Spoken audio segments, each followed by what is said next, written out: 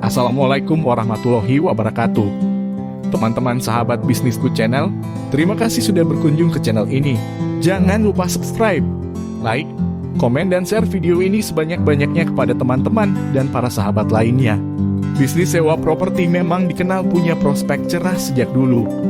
Baik itu bisnis rumah kontrakan maupun kos-kosan, keduanya sama-sama memiliki peminat yang tinggi. Namun mana ya yang lebih menguntungkan? Buat yang berniat untuk berkecimpung di dunia bisnis ini, cek dulu kelebihan dan kekurangan rumah kontrakan dan kos-kosan. Sekarang kita bahas dulu kelebihan dan kekurangan bisnis kontrakan. Kelebihan bisnis rumah kontrakan. 1. Bisnis sewa rumah punya masa sewa lebih panjang. Rumah kontrakan biasanya disewakan dalam jangka waktu tahunan atau paling pendek selama 6 bulan. Dengan begitu, kamu tak perlu sering-sering mencari calon penyewa berikutnya dan mengurus peraturan serta perjanjian sewa kepada penyewa baru. Kedua, uang sewa lebih besar dan dibayarkan di muka. Berbeda dengan sistem sewa rumah lainnya yang dibayar berkala, uang sewa kontrakan biasanya dibayarkan di muka. Jadi, kamu tak perlu menagihnya secara berkala. Dan yang paling penting, tak perlu berurusan dengan penyewa yang tak tertib dengan administrasi pembayaran. Ketiga, kenaikan harga sewa tinggi dari 5% sampai 15%. Harga sewa kontrakan umumnya mengalami kenaikan paling tidak sebesar 5% per tahun. Namun jika kondisi ekonomi sedang bagus, kenaikannya tak tanggung-tanggung bahkan bisa mencapai 15%. Misalnya harga sewa rumah tahun ini sebesar 30 juta rupiah per tahun.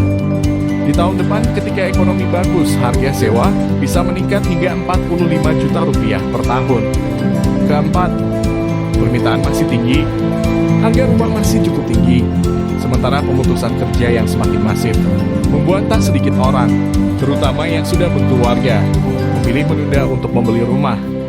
Sembari menunggu dana terkumpul, mereka membutuhkan hunian yang layak dan mengontrak rumah adalah salah satu opsi yang paling sering dipilih. Inilah alasan kenapa rumah kontrakan masih banyak dicari orang, terutama di masa pandemi ini. Kekurangan bisnis rumah kontrakan. Pertama, pemilik usaha kontrakan harus lebih selektif dalam memilih penyewa. Lantaran si penyewa akan mengontrak dalam jangka waktu yang tak sebentar, maka pemilik rumah harus pintar-pintar dalam memfilter calon penyewa yang baik. Pasalnya, rumah yang kamu jadikan barang investasi tersebut berada di tangan orang lain. Salah-salah dalam menerima penyewa, bisa-bisa kamu yang rugi ketika rumah mengalami kerusakan. Kedua, perlu dana besar ketika penyewa lama selesai mengontrak. Ini merupakan salah satu tantangan dalam bisnis rumah kontrakan. Ketika kamu mendapatkan penyewa yang menetap hingga 5 tahun atau lebih, tentu akan ada perubahan pada hunianmu.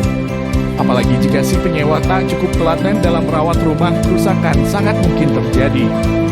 Untuk mengatasi hal ini, kamu tentunya memerlukan biaya yang gak sedikit untuk memperbaiki rumah sebelum disewakan kembali kepada orang lain.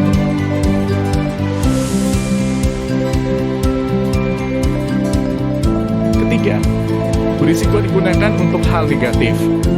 Banyak berita bermunculan di televisi dan di media sosial. Para gembong narkoba atau teroris menggunakan rumah kontrakan sebagai markas mereka.